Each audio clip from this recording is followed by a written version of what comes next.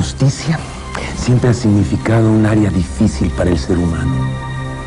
Ha intentado establecer acuerdos y códigos de ética para convivir de la mejor manera. El bien y el mal, lo correcto o lo incorrecto, son conceptos que cambian según las consideraciones de la época. ¿Cuáles habrán sido los derechos de los individuos en la antigua Roma? ¿Cuáles eran sus códigos?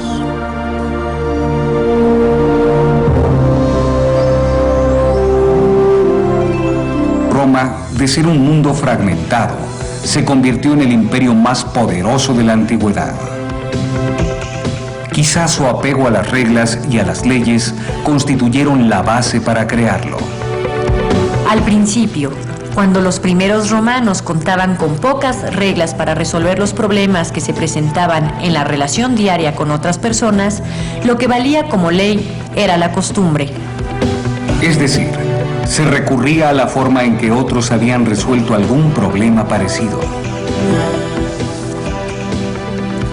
Si un campesino, por ejemplo, era despojado de sus tierras por otro más poderoso, podía recurrir ante las autoridades de la ciudad para solucionar esa injusticia. Pero si los magistrados, que eran los encargados de impartir justicia y aplicar las leyes, no encontraban una regla o ley que pudiera aplicarse al caso del campesino, la costumbre entonces era utilizada como ejemplo para resolver ese problema.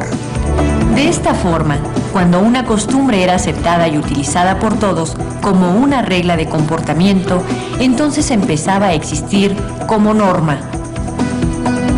Con el tiempo, la vida diaria de los romanos fue desarrollándose de acuerdo a estas normas. Dichas normas recordaban al ciudadano común la manera de comportarse para vivir en armonía con los demás. Indicaban el deber que cada individuo tenía para con sus semejantes.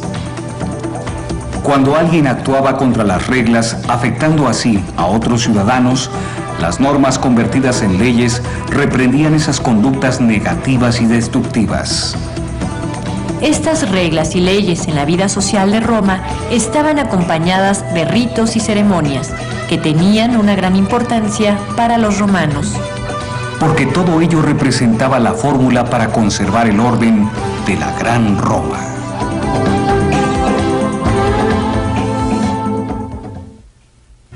Su dignidad, sus reflexiones políticas y éticas. Un impulso de vida monumental y constante es lo que distingue la personalidad del romano, así como distingue su sistema de gobierno, sus construcciones y, en general, todas las actividades romanas. El temperamento romano también se exhibía en festivales que parecían no tener fin. Grandes multitudes convergían en el anfiteatro y en los numerosos circos romanos. La aglomeración era tal que muchas personas morían aplastadas. Estos espectáculos eran por lo regular organizados por el gobierno, y uno de sus principales objetivos era divertir a los grupos de romanos desocupados e insatisfechos de las leyes. Los intelectuales romanos se escandalizaban por lo que observaban.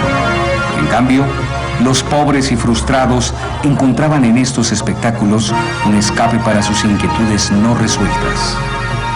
El gobierno creaba con estos circos y espectáculos una válvula de escape para todas las irritaciones del pueblo, las cuales, de otro modo, podían volcarse contra el Estado. Podría decirse que en la actualidad existen también eventos que logran desviar la atención de lo que sucede en la realidad y calmar las voces de protesta. Cabría preguntarse si estas situaciones pueden, verdaderamente, aniquilar el impulso hacia la confrontación y el cambio.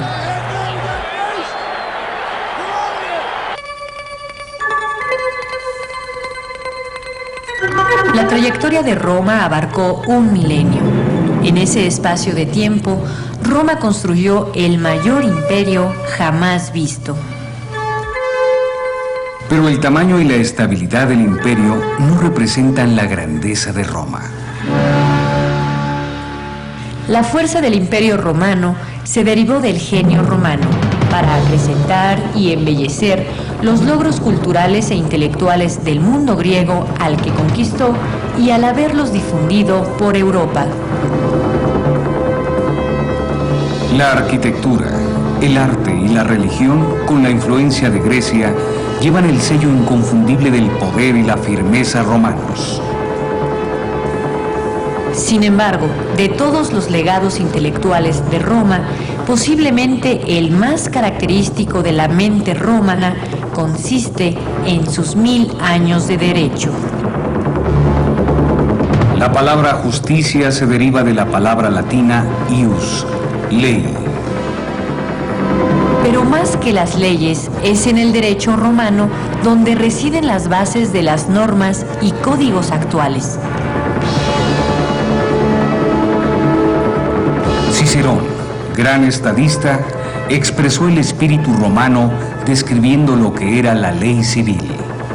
Es algo que no puede ser doblegado por la influencia, roto por la fuerza o corrompido por el dinero. Los derechos y las leyes desde entonces representan la única manera de lograr la justicia.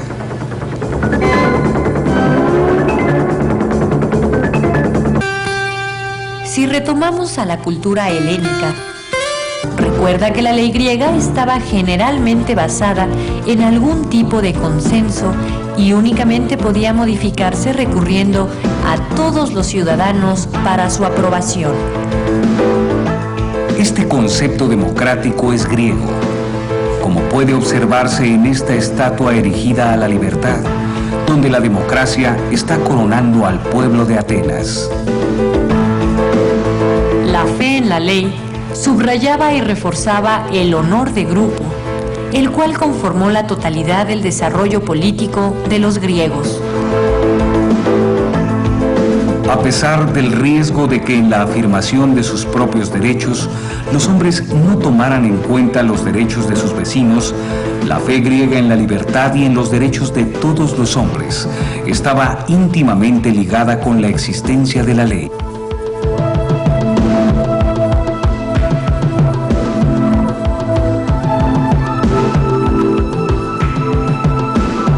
Los romanos tomaron como ejemplo de vida muchas de las costumbres griegas.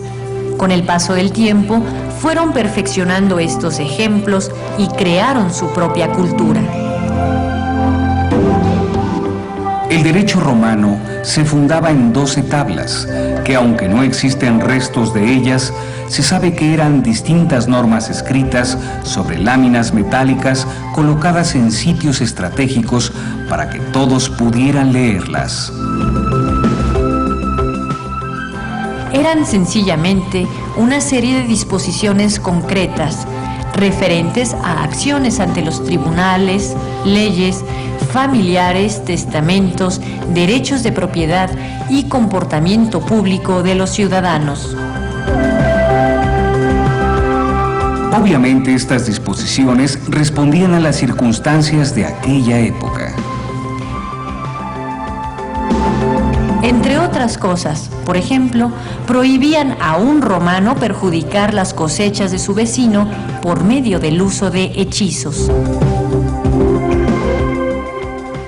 En las tablas y durante siglos posteriores, la ley romana era esencialmente ley civil, relacionada principalmente con los derechos de los individuos.